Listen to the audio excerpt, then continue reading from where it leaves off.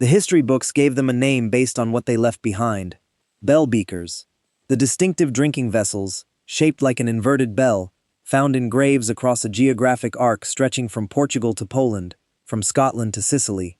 For over a century after their discovery in the 19th century, archaeologists debated what the Bell Beaker phenomenon actually represented. Was it a culture, a religion, a trading network, a fashion that spread from one end of Europe to the other because people liked the look of a particular style of pot? What no one seriously proposed was that it was a people, that behind the spread of these ceramic vessels lay one of the largest and fastest human migrations in the history of Europe, that the Bell Beaker phenomenon was not a trend moving across a continent, but a population moving across a continent, replacing the people who had been there before with a speed and completeness that, when the ancient DNA finally revealed it, left researchers reaching for words that did not feel adequate to what the data was saying. The ancient DNA results published in 2018 did not just complicate the Bell Beaker debate. They ended the old version of it entirely, and what they put in its place was one of the most unsettling findings in the history of population genetics. In Britain, within a few centuries of the Bell Beaker arrival, approximately 90% of the ancestry of the island had been replaced. The people who had built Stonehenge were gone, not moved aside, not absorbed gradually, gone, in genetic terms, with a speed that has no clean explanation and no comfortable name. To understand what the Bell Beaker people were, and why the DNA result was so shocking, you need to understand what Europe looked like before they arrived. By around 2800 BCE, the continent had been settled for thousands of years by the descendants of Anatolian farmers who had spread westward from the Near East, beginning around 9000 BCE. These Neolithic farmers had transformed Europe. They had cleared its forests, planted its first fields, built its first permanent settlements, and raised its megalithic monuments. Stonehenge was theirs, or built by people whose ancestry traced directly back to those original Anatolian migrants. The passage tombs of Ireland, the dolmens of France, the stone circles of Scotland, all of it built by this Neolithic farming civilization that had been the dominant population of Western Europe for over 5,000 years. They were not primitive. They were organized, sophisticated, connected by trade networks that moved polished stone axes from Alpine quarries to Britain. They had a cosmology sophisticated enough to align massive monuments with solar events. They had, in short, built a world. And then the Bell Beaker people arrived. The Bell Beaker culture is first identified archaeologically in the Iberian Peninsula, appearing around 2800 BCE in what is now Portugal. Within a few centuries, it had spread across most of Western and Central Europe with a speed that the purely cultural diffusion model of earlier archaeology had always struggled to explain. The characteristic beakers appear in graves alongside a consistent package of other goods: copper daggers, arrowheads, wrist guards for archery, objects that suggest a mobile, militarized, pastoralist lifestyle quite different from the settled agrarian world of the Neolithic farmers they were moving into. The debate before the DNA focused on mechanism. Did the Bell Beaker package spread because people were adopting a prestige culture, or because the people who carried it were actually moving? Archaeologists spent decades arguing about ceramic typology and grave good assemblages, trying to read the question of human movement from the material traces of pots and copper blades. The answer, it turned out, was not in the pots. The 2018 study that resolved the debate was the largest ancient DNA study ever conducted at the time of its publication. A collaborative project involving over 100 researchers from dozens of institutions across Europe and North America, published in the journal Nature, analyzing ancient DNA from 400 individuals spanning the Bell Beaker period across the full geographic range of the culture.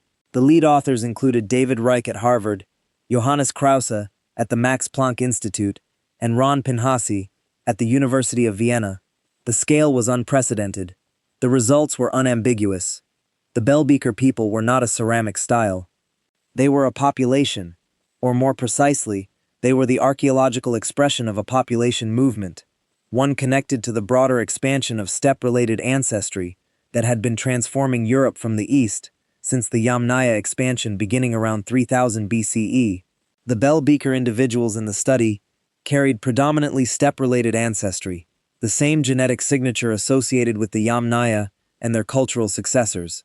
They were, genetically, part of the same eastward to westward demographic wave that had already transformed Central and Northern Europe, now moving through the Iberian Peninsula and westward into the British Isles and Ireland.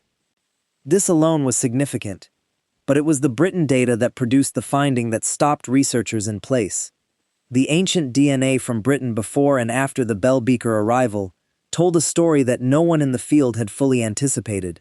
Before the Bell Beaker period, the ancient British population was genetically almost entirely descended from the Neolithic farmers. The Anatolian farmer ancestry that had built Stonehenge and the megalithic monuments of the British Isles was dominant, coherent, and had been stable for over 2,000 years.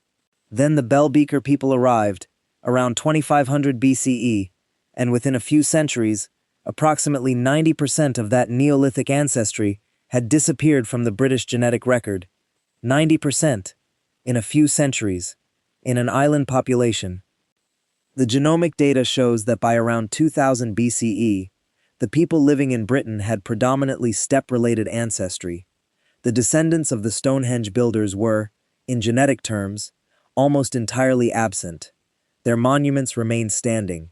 Their art, their burial practices, their astronomical alignments, all of it still visible in the landscape.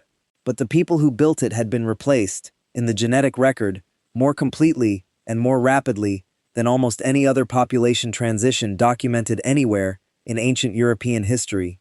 The 2018 study's authors were careful about language. They noted the replacement, quantified it, and declined to speculate in the paper itself about the mechanisms that produced it. But the numbers left little room for comfortable interpretation. A 90% genetic replacement in a few centuries, on an island, is not what gradual assimilation looks like. It is not what peaceful cultural adoption looks like. Whatever happened in Britain between approximately 2500 and 2000 BCE was sudden, was total, and was the kind of event that the genetic record can detect and measure but cannot, by itself, fully explain. The question of mechanism is where the history becomes genuinely uncomfortable.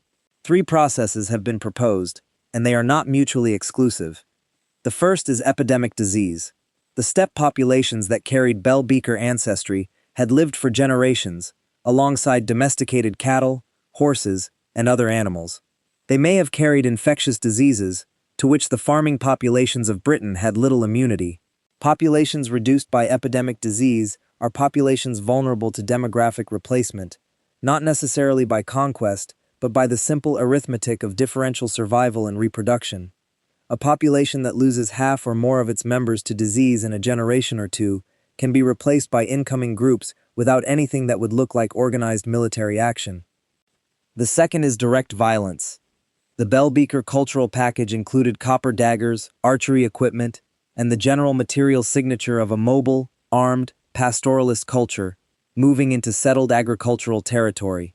The archaeological record of late Neolithic Britain shows evidence of significant violence in the transition period, though whether that violence was primarily between incoming steppe groups and existing farmers, or between competing steppe groups themselves, is debated. The third possibility, the one that is most difficult to discuss, precisely because it is most difficult to prove, is that the replacement was as rapid and as complete as the genetic data suggests, and that the speed reflects a combination of disease and violence that together produced a demographic catastrophe for the Neolithic farming population of Britain. Not a gradual process of assimilation, not a slow blending, a collapse, followed by replacement. The genetic record cannot tell us which of these mechanisms operated, or in what combination. It can only tell us the result.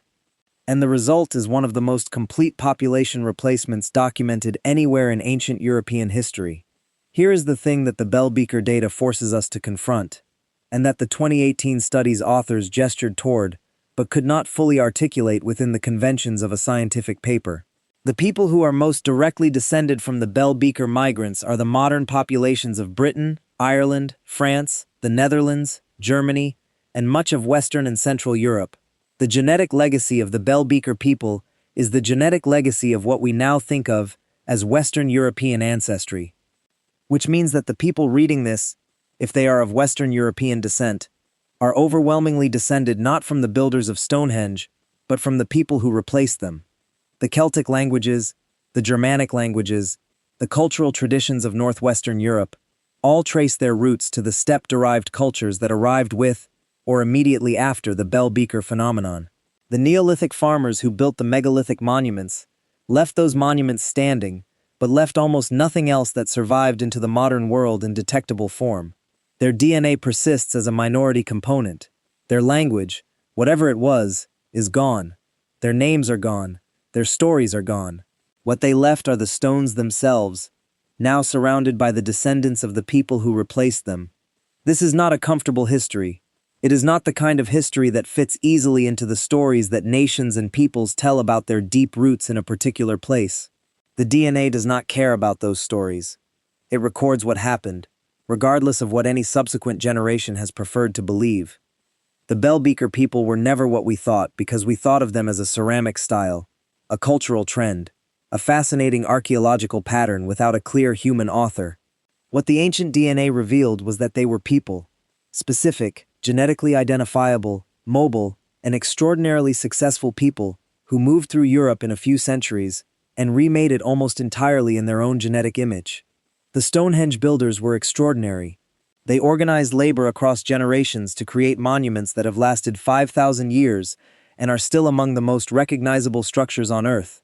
They aligned stone with the movements of the sun and moon with precision that required centuries of astronomical observation.